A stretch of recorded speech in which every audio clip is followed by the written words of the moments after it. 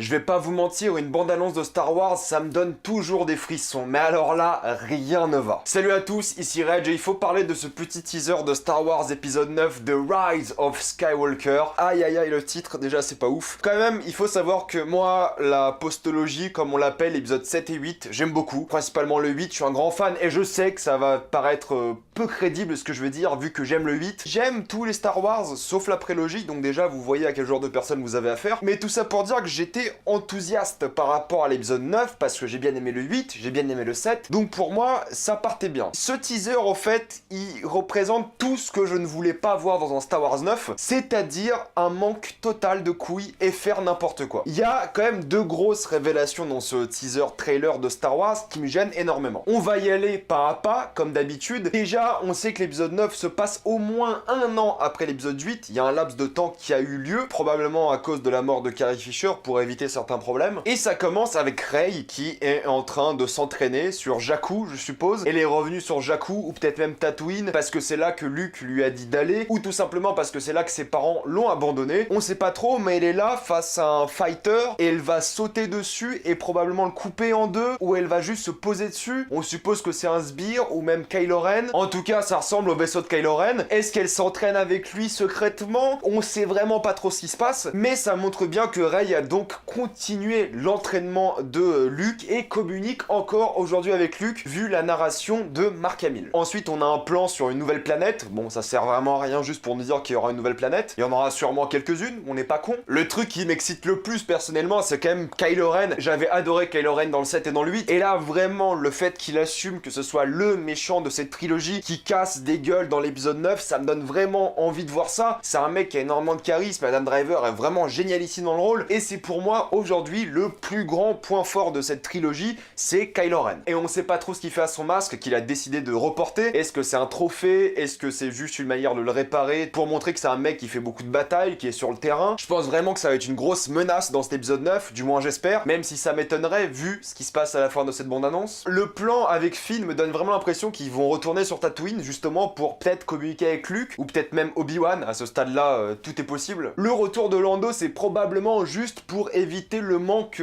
qu'a causé la mort de Carrie Fisher. Il fallait se concentrer sur quelqu'un de la trilogie originale et ils ont trouvé que Lando parce que c'est le seul qui reste. Je pense que la mort de Carrie Fisher a changé énormément à l'épisode 9, même s'ils ont dit que ça changeait pas grand-chose, mais je pense qu'ils ont tort. Mais ça fait quand même un truc de revoir Lando dans le Faucon Millennium. Il y a des frissons quand même, hein. Encore une fois, la planète désertique avec un vaisseau qui ressemble à celui qu'on voyait dans l'épisode 6, le vaisseau de Jabba. J'ai hâte de revoir Finn et Poe parce que c'est quand même la plus grosse bromance de Star Wars. Après, évidemment, Anakin, Obi-Wan, mais ça c'est une autre histoire. Et C3PO encore là, parce que C3PO doit être là. Finn et Poe, ils ont vraiment une bonne alchimie et je les ai vraiment beaucoup aimés dans les deux premiers films. Et je me demande même si Poe et Rey, ils vont pas avoir un petit truc dans ce film, parce qu'à la fin du 8, ils ont quand même échangé quelques regards assez peu subtils. Ensuite, je suppose que c'est la main de Carrie Fisher qu'on voit là avec un symbole de la rébellion. Et la scène où Carrie Fisher va faire un câlin à Rey va être énormément forte en émotion. Ça sera comme revoir un peu Stan Lee, le dernier caméo de Stan Lee dans Endgame. Ça va être vraiment difficile, mais là, ça va être pareil. Vraiment, ça sera le dernier film de Carrie Fisher et ça va être difficile à voir. Et il joue vraiment là-dessus avec les couleurs presque de l'au-delà, de la lumière, du passage à la mort. C'est vraiment l'axe de ce film et de cette scène. Avec la petite larme de Rey comme ça qui coule.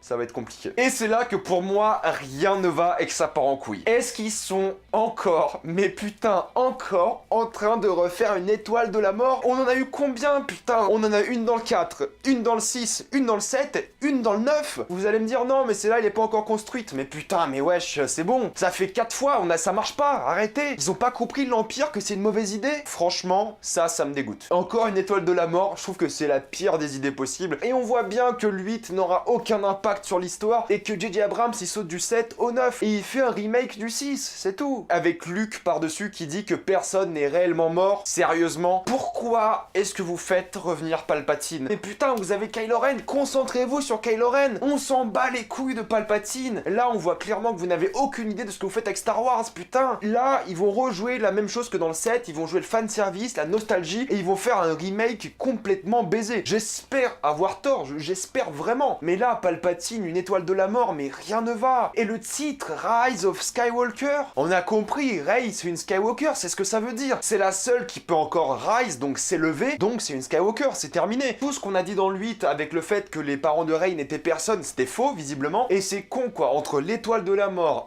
Palpatine et Skywalker Rey, les gars, portez un peu vos couilles. Que vous aimiez ou pas le 8, ça a fait des choix importants et décisifs, et ça a porté ses couilles. Là, ils font les mêmes choix prévisibles, faciles, on suppose, hein, ça reste un trailer, je vais pas m'emballer plus que ça, mais ça me rend extrêmement pessimiste et ça me donne pas vraiment envie de voir ce film. Je vais y aller, évidemment, c'est Star Wars, mais l'engouement que j'avais par rapport aux anciens films disparaît petit à petit. On verra quand il y aura une bande-annonce finale, on en reparlera, mais là, je ressens un désintérêt total par rapport à ce film, et c'est bien dommage. Mettez-moi dans les commentaires ce que vous pensez de cette bande-annonce de Star Wars, de Rise of Skywalker. Qu'est-ce que vous pensez de l'étoile de la mort, de Rey Skywalker et de Palpatine de retour? Mettez-moi tout ça dans les commentaires. Pensez à vous abonner à la chaîne pour plus de vidéos. Mettez un j'aime, ça aide beaucoup la chaîne. Si vous aimez la chaîne, pensez à soutenir gratuitement grâce au lien dans la description et dans le commentaire épinglé. Vous regardez une petite pub et moi ça me fait un peu d'argent. Suivez-moi sur Instagram pour des critiques exclusives. Suivez-moi sur Twitter pour toutes les news et salut à tous.